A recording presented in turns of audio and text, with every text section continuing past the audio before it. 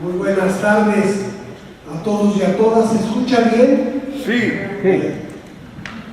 Pues para mí es un gran placer estar nuevamente en estos foros.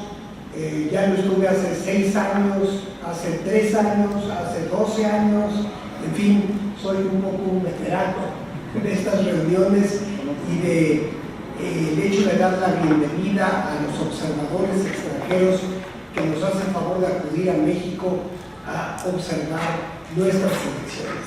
El papel que ustedes juegan es absolutamente fundamental porque ustedes transmiten al mundo lo que ven en México, pero incluso internamente ustedes contribuyen a dar seguridad, certeza a los procesos electorales de este país.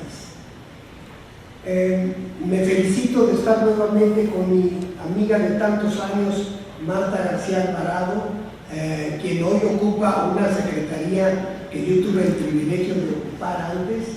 Me da una satisfacción inmensa que esa Secretaría de Mexicanos en el Exterior y Política Internacional esté en manos de una verdadera luchadora social, alguien que ha estado con nosotros desde el primer día y que tanto nos ayudó en nuestras giras en Estados Unidos cuando tuve el privilegio de acompañar al hoy presidente de la República.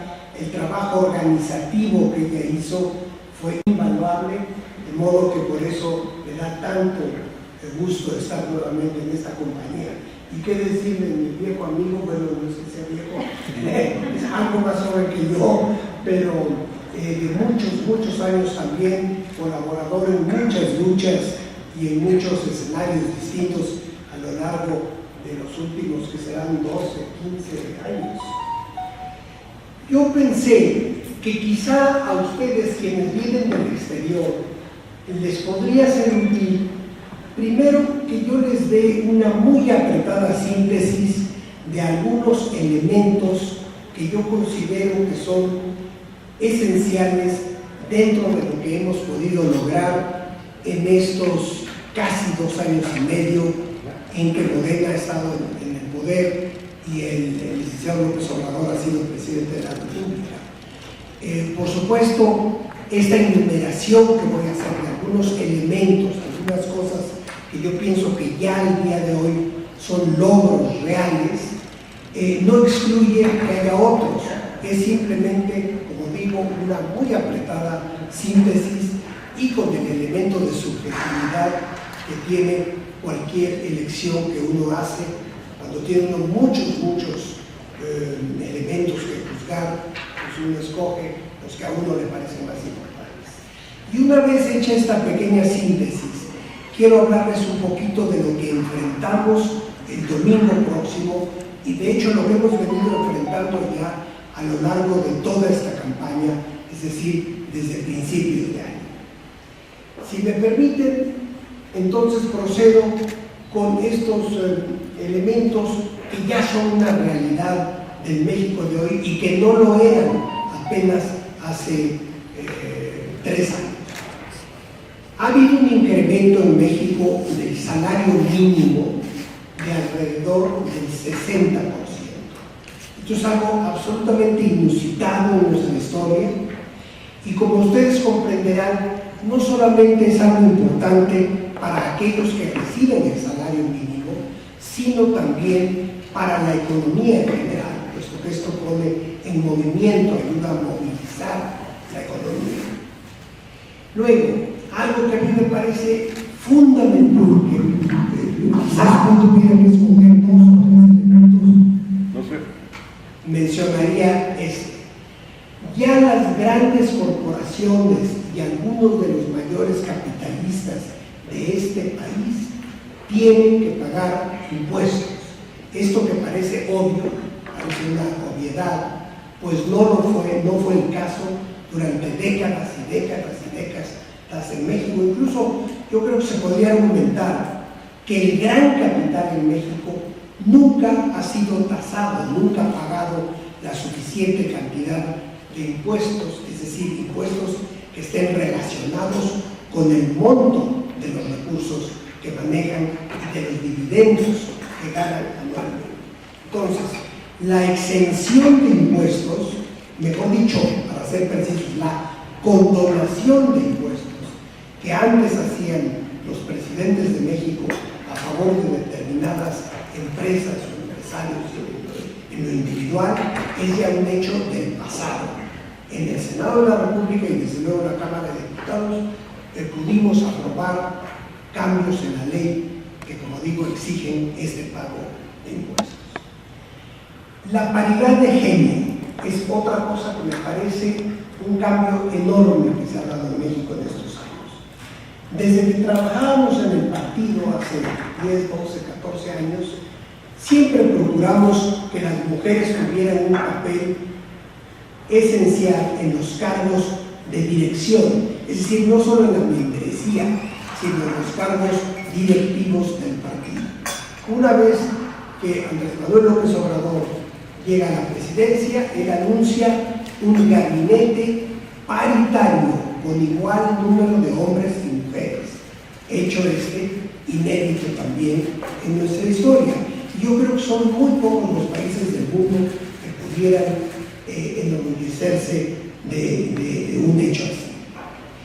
Esta paridad de género no solo está en el Ejecutivo hoy día, sino también en el Poder Legislativo, y yo entiendo que en las candidaturas de este año, aunque yo no tuve una participación directa en esta campaña, pero entiendo que siempre se buscó también lograr o acercarse a una paridad de género en las candidaturas.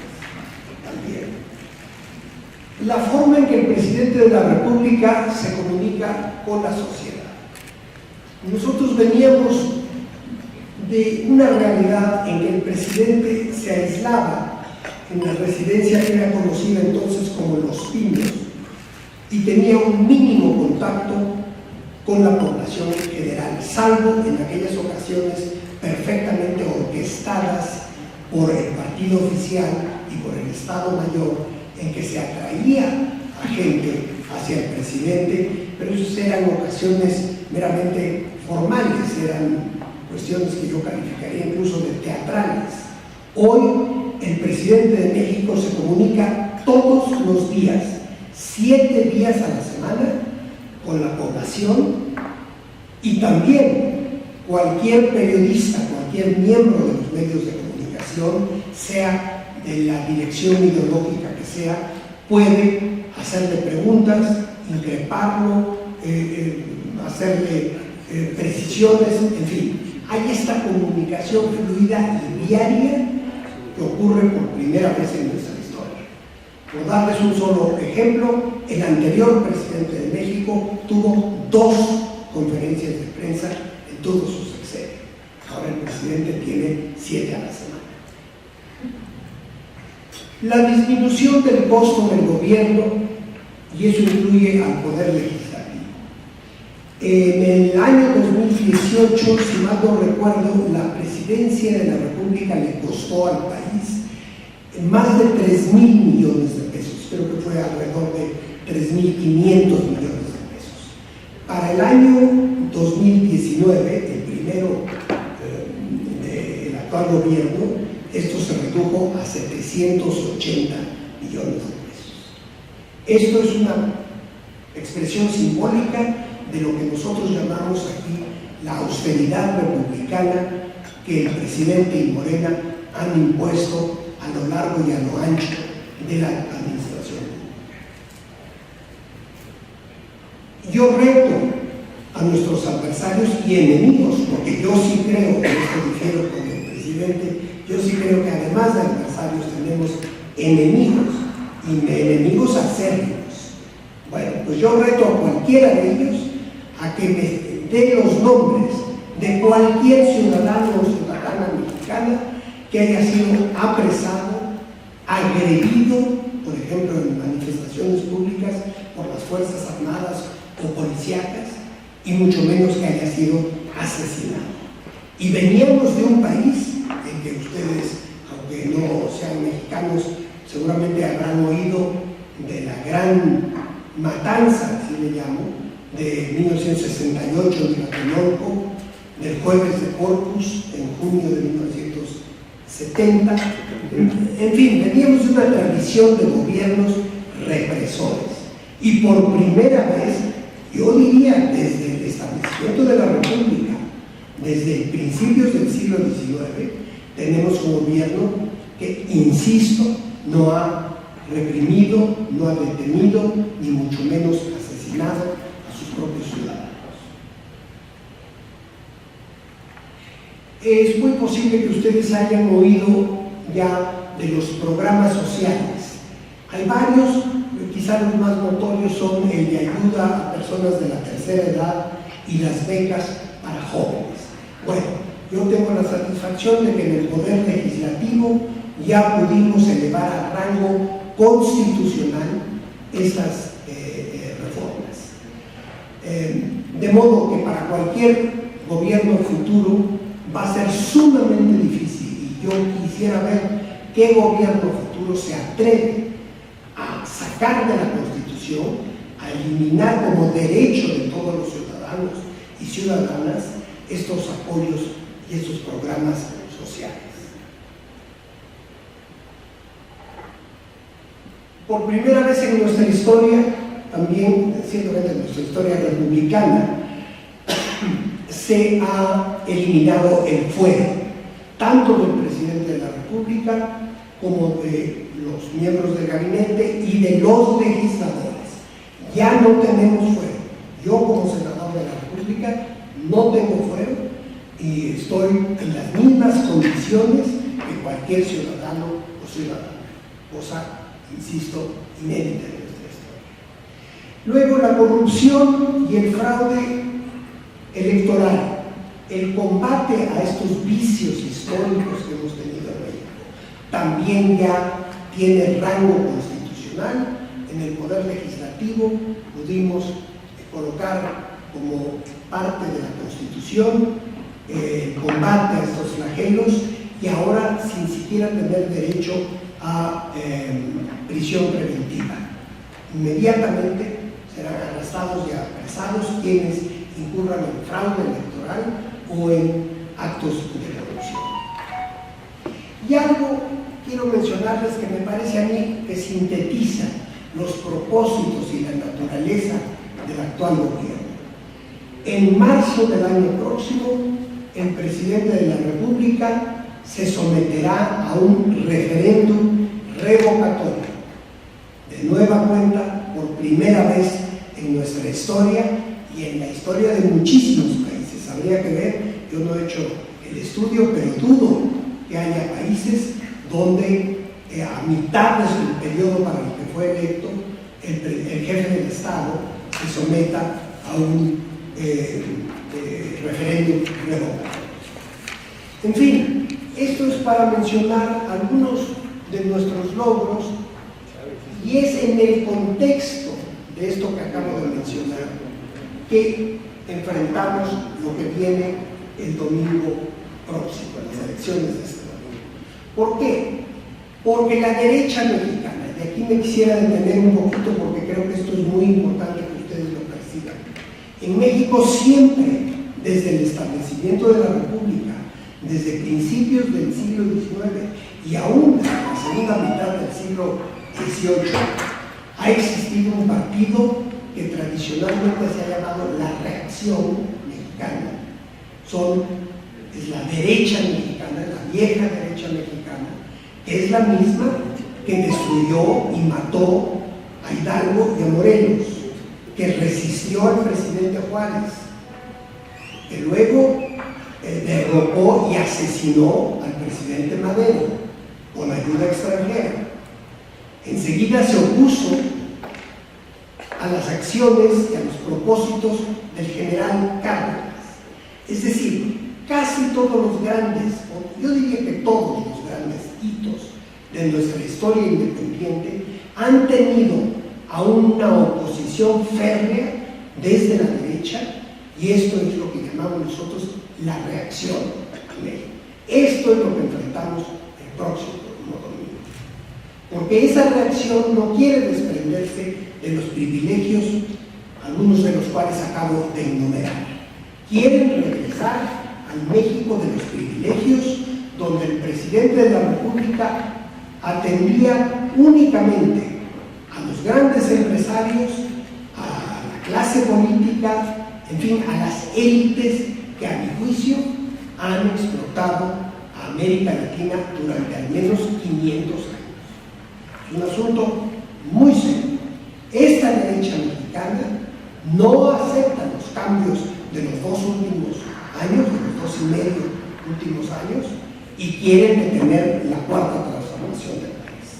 Eso es en esencia, a mi juicio, lo que enfrentamos y de lo que se tratan estas elecciones.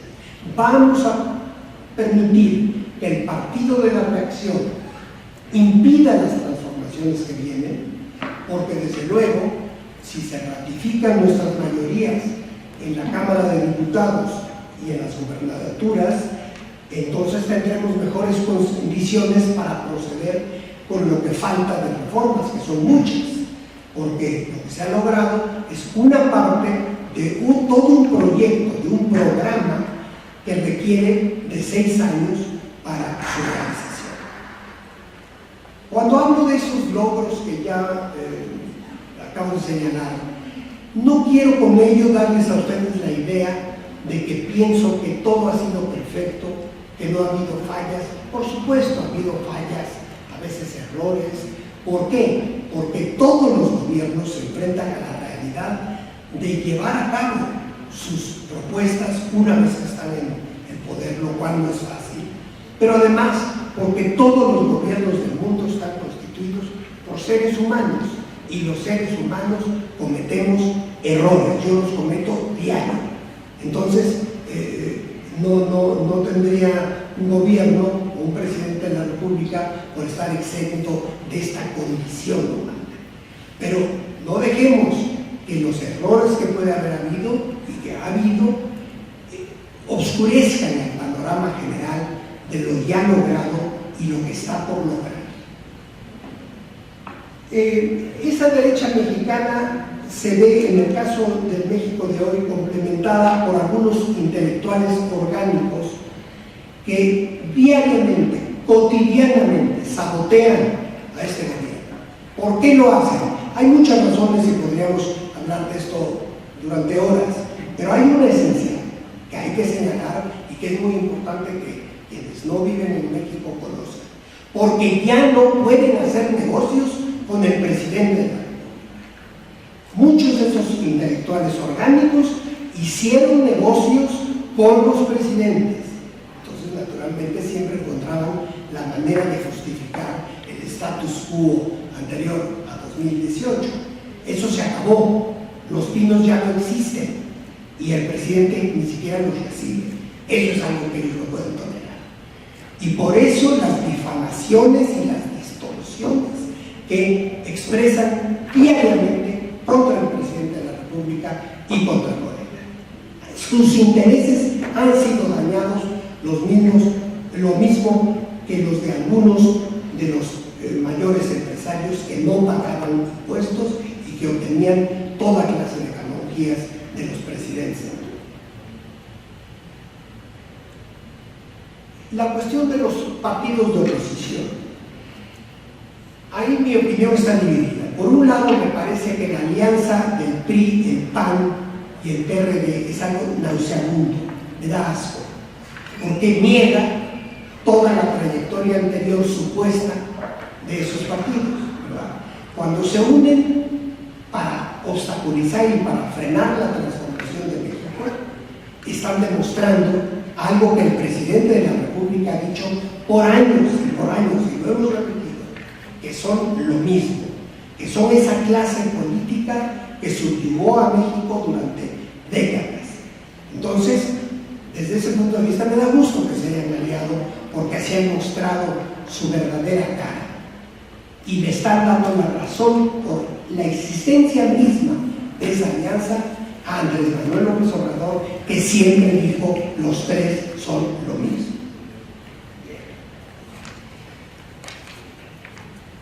Debo decir también que hay sectores, algunos sectores de las clases medias que se han visto influenciadas por esta campaña de la derecha mexicana a la que acabo de referir.